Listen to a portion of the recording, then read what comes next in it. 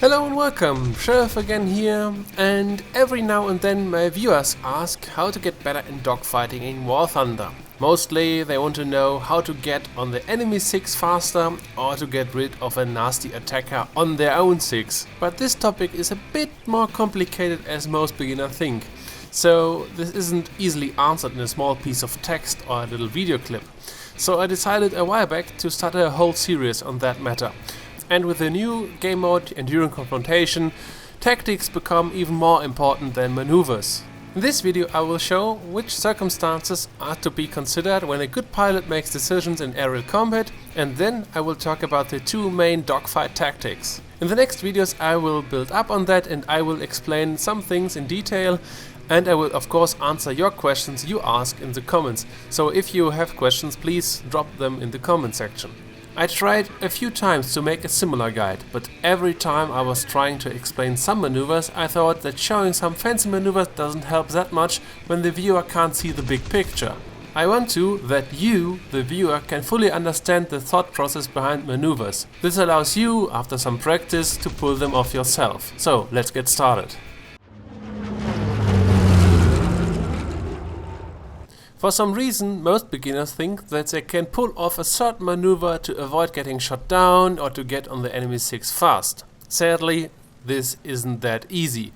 There are many different criteria to consider before making a move in a dogfight. The more you know from these, the more likely you can make a good decision. First, there are of course the technical aspects of the aircraft. I think most of you know there are vastly different aircrafts around. Maximum speeds, acceleration, climb speed, dive speed, roll rate, structural limitations, turn performance are only a few to mention. Furthermore, most of those parameters are changing with altitude and fuel load. If you know that the enemy has a better engine performance as you, but can't turn as good as you should try to get the enemy into a turn fight. If you know that your aircraft flies faster or dives better than the enemy's, then you have an escape window when things are not going so well for you. You see, technical knowledge helps a lot in those situations, but of course comes only with some practice, and you can read some data sheets of aircrafts, you can study the planes in the test flight. It helps really a lot if you know your plane and of course the plane of the enemy. But in my opinion, the most crucial part of an aircraft sits in the cockpit, the pilot. Some pilots are aggressive and reckless, some pilots are passive and defensive, others are experienced and others are in their first sortie ever. Some pilots are very aware of their surroundings and others seem to be asleep all the time. You can have the best plane with the best engine and the best guns, but when you don't see that enemy 2 meters behind you, your precious plane was a total waste of good material. You only can win battles if you know that a battle is going on. The aircraft is only technically shooting down the enemy. Guns, engines don't win dogfights, the pilot does. But of course there's even more to consider when you are in a dogfight. For example, both planes can be on different speeds or altitudes. You may heard the term energy states before. Or maybe one of the two planes is above enemy territory and gets flak all the time and is therefore clearly visible against the sky all the time. That makes it of course easier for somebody to see him and to engage him. Sometimes the pilots are under a time constraint. Maybe they have to intercept a bomber before it reaches an airfield, the fighter's fuel runs out or the engine is overheating. Maybe one plane is damaged and is not so maneuverable as before. The essence you should learn out of this chapter is that most aerial combat isn't decided by the shooting at an airplane, but way before the happening itself. The outcome of a dogfight is mostly determined by the correct decisions based on the criteria I mentioned. In the future videos I will talk about certain situations which led to a kill and others which led to a death of me. Both are equally important. At the beginning of your sim career, you should ask yourself why you were killed and later on why you were able to get guns on the enemy. In the next chapter we will talk about the two different dogfight tactics, energy fighting and turn fighting.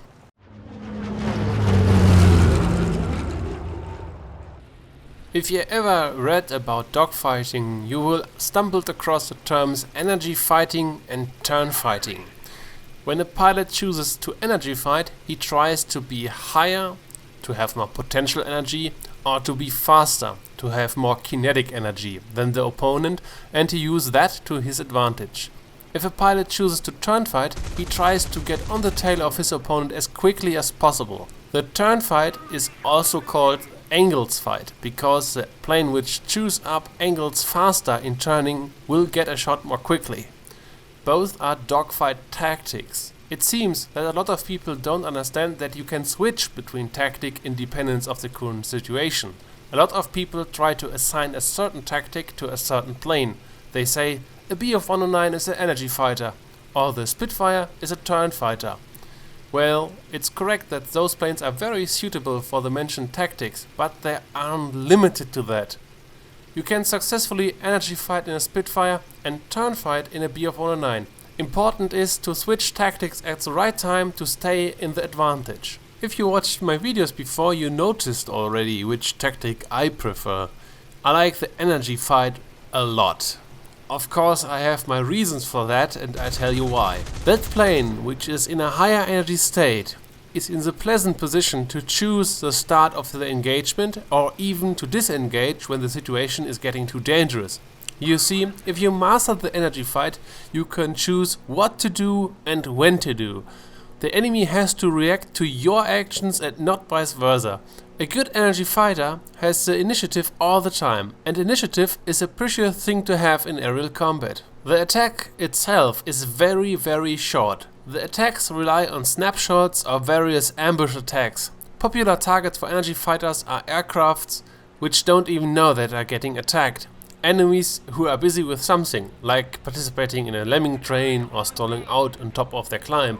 After the attack run, the energy fighter doesn't follow his target directly, but extends away to avoid making the same mistakes as his target.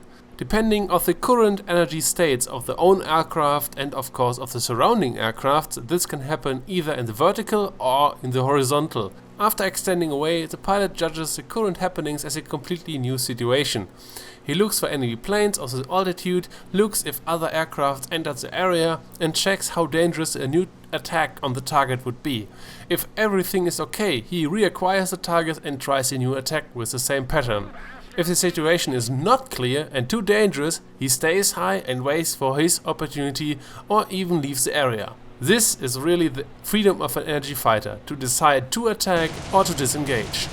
Of course, there are many other methods of energy fighting. For example, it is possible to preserve your energy and to drain the energy out of your target. The method I mentioned earlier is a very boom and zoomish style of energy fighting. But of course, you could loop back in right after the first attack to force the enemy to evasive maneuvers, which will cost him energy in the event. Energy fighting is really that what the name is suggesting, the fight for speed and altitude. Get the speed and altitude of your plane up and get the speed and altitude of the enemy's plane down. But of course, the energy fighting tactic has some weaknesses as well. The biggest weakness you will find not in the tactic itself, it's the needed training and experience, which makes the tactic difficult to learn and to master. The pilot has to be patient and disciplined. To get rid of the inner instinct to follow targets directly is not so easy. That all needs a lot of training, and I count that as a disadvantage. If the pilot does something wrong, the results are often fatal and are ending up with a kill on the wrong side. If your plane runs out of energy, your aircraft is basically worthless. But if there are disadvantages in energy fighting, turn fighting must have some nice advantages, right? Well, that's correct. Turn fighting relies on that fact that you are more maneuverable than the enemy. This can be temporary or is given by the aircraft abilities. If you fly a Zero or a Spitfire of the early war, you know that you are more maneuverable than the enemy in most cases. You know that you can cut into the turning circle of your opponent with ease and that you can create firing solutions in no time. But what most beginners don't see is that turn fighting doesn't mean that they have nothing to do with energy anymore. They are fighting in the same universe as energy fighters. That's the reason they still have to deal with speed and altitude. In the end, and I hope I don't confuse you here, is every plane what participates in air combat an energy fighter. a pilot who turn fights only uses present resources in a different way than an energy fighter. But I see a lot of pilots who don't think about the result when they pull on the stick as hard as they can. Yes, sometimes they avoid getting shot for a second, but they don't grasp what's really happening to their plane when they're doing this. Often they turn hard instead of smart.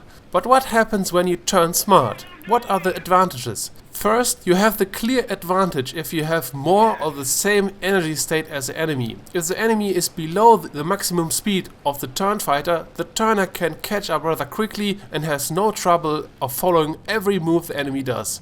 This is of course way easier for beginners, because they only have to do what their instinct is telling them. Get behind him and shoot.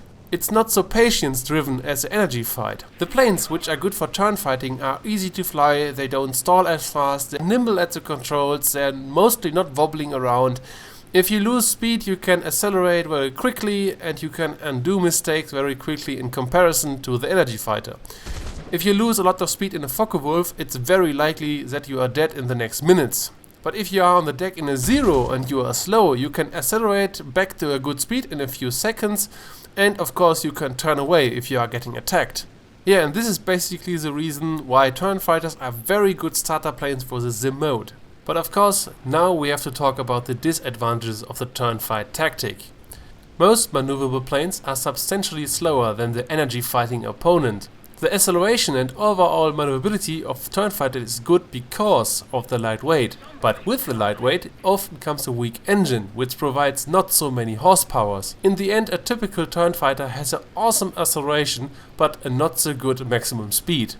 And this is the reason that the turn fighter often has difficulties to follow fast and heavy planes into dives or in a straight line.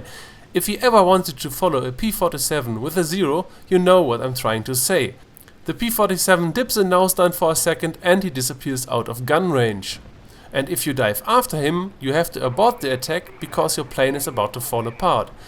So disengaging on altitude is rather easy against a turner.